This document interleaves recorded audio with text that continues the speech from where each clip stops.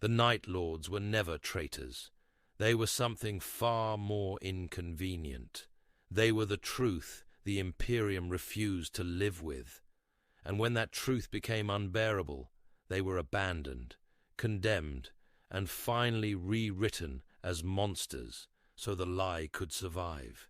This is not a defense of their cruelty. This is an examination of why that cruelty was tolerated, exploited, and then disowned.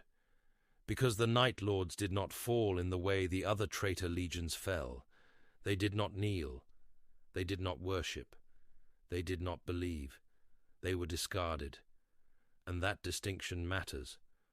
The word traitor implies betrayal of a shared ideal. But the Night Lords were never allowed to share in the Imperium's idealized myth. They were created for a purpose the Imperium never intended to acknowledge openly. They were a weapon designed to make compliance inevitable through terror, and terror is only acceptable until it becomes visible. The moment the Imperium wanted to call itself righteous, the Night Lords became a liability. From the very beginning, their fate was sealed by the role they were assigned, and the future the Emperor refused to confront. Konrad Curze did not dream of rebellion. He dreamed of inevitability. He did not imagine the Imperium's descent into tyranny. He saw it. He saw the cities burning beneath an aquila that promised enlightenment. He saw justice replaced by expedience.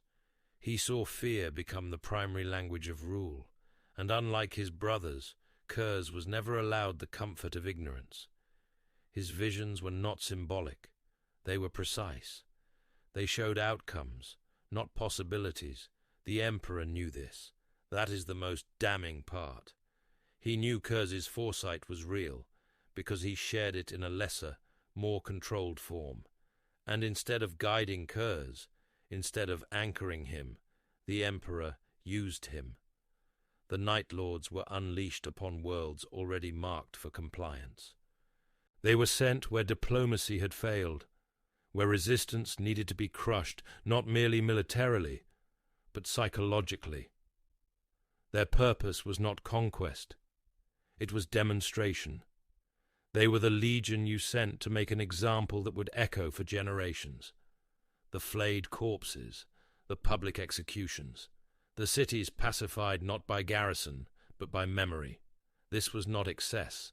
This was doctrine. The Great Crusade needed fear as much as it needed hope, and the Night Lords were fear made manifest. Other legions broke worlds with artillery and orbital fire. The Night Lords broke them with spectacle. That distinction is crucial, because artillery leaves ruins, fear leaves obedience. When Curze shaped his legion, he did not encourage wanton sadism. He encouraged precision. Terror was a tool, and like any tool, it had to be used correctly. The Night Lords punished criminals publicly, not because they enjoyed it, but because visibility mattered. A thief executed in secret inspires nothing. A thief executed before a crowd reshapes behavior. The Legion's methods were horrifying, but they were effective, and the Imperium knew it. That is why the Night Lords were never censured when their work produced results. They were only criticized when others had to see the cost. The hypocrisy begins here. The Imperium praised compliance statistics while condemning the methods that achieved them.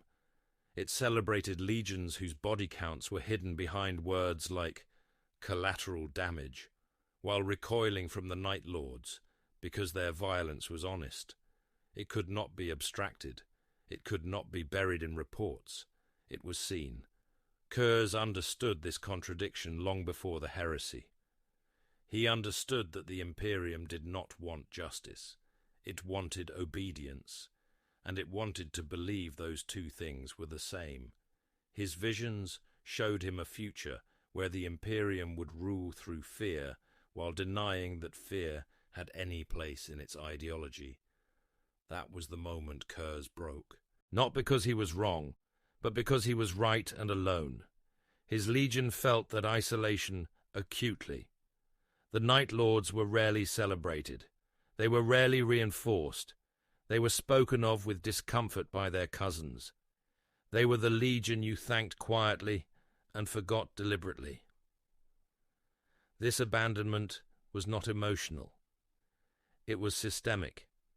They were denied recognition, denied integration, denied the narrative of heroism that sustained other legions. When atrocities were committed by others, they were framed as necessary.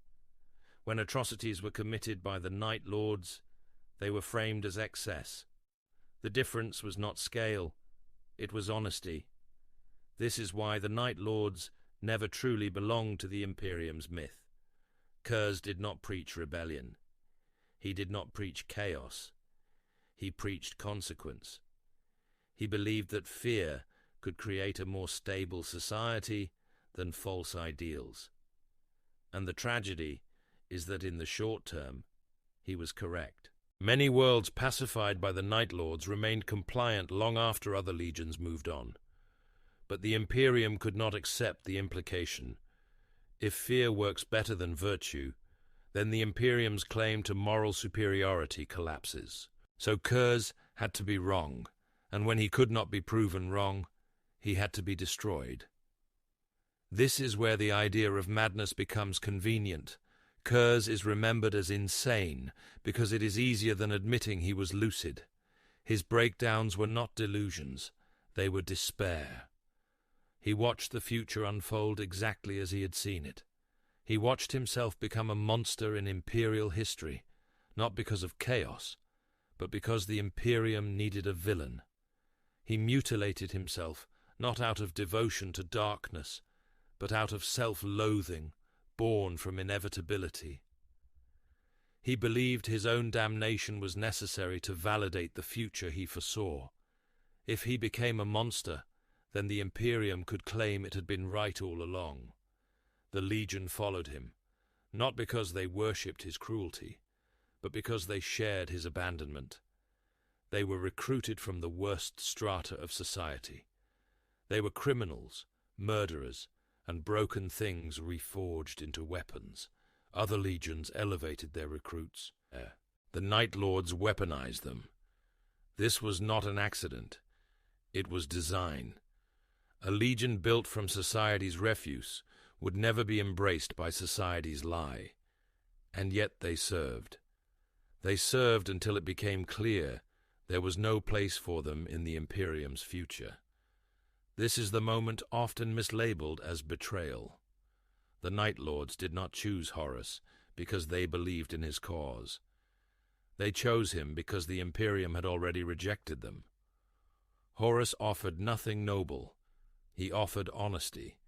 He acknowledged what they were. He did not ask them to pretend.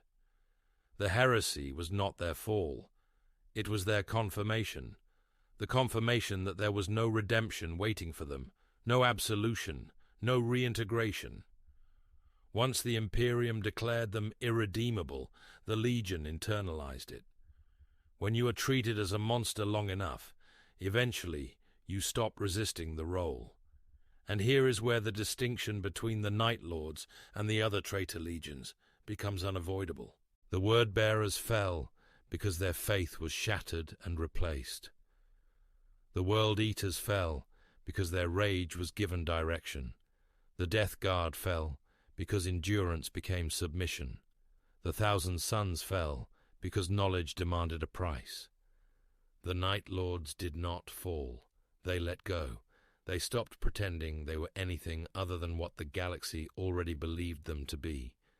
They did not build empires in the eye. They did not raise temples. They did not seek apotheosis. They fragmented. They raided. They terrorized.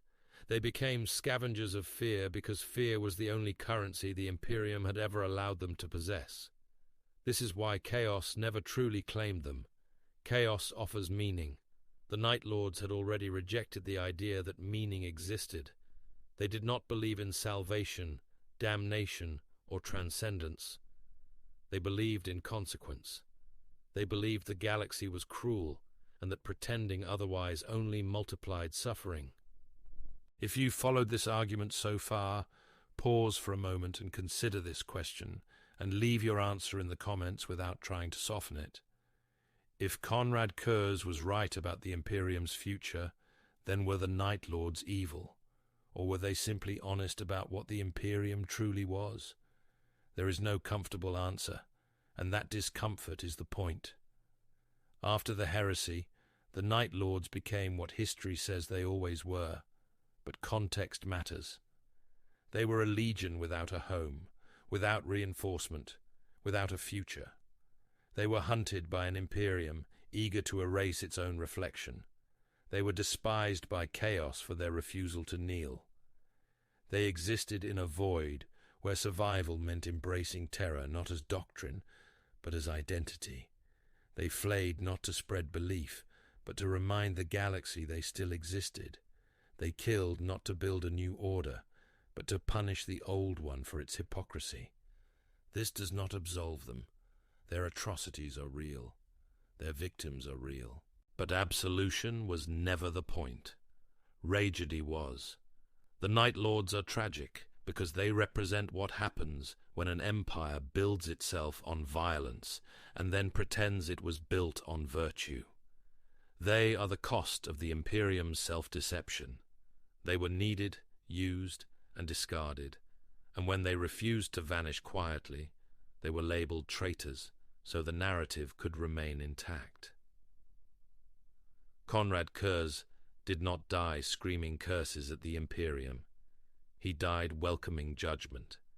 He allowed himself to be killed because it proved his final point, that the Imperium did not want justice.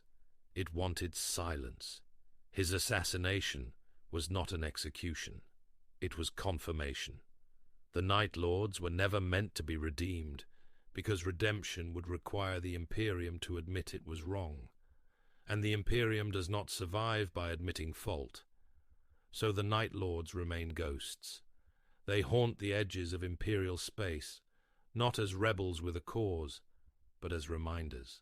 They are the echo of a truth the Imperium buried beneath cathedrals and propaganda. They were never traitors. They were abandoned.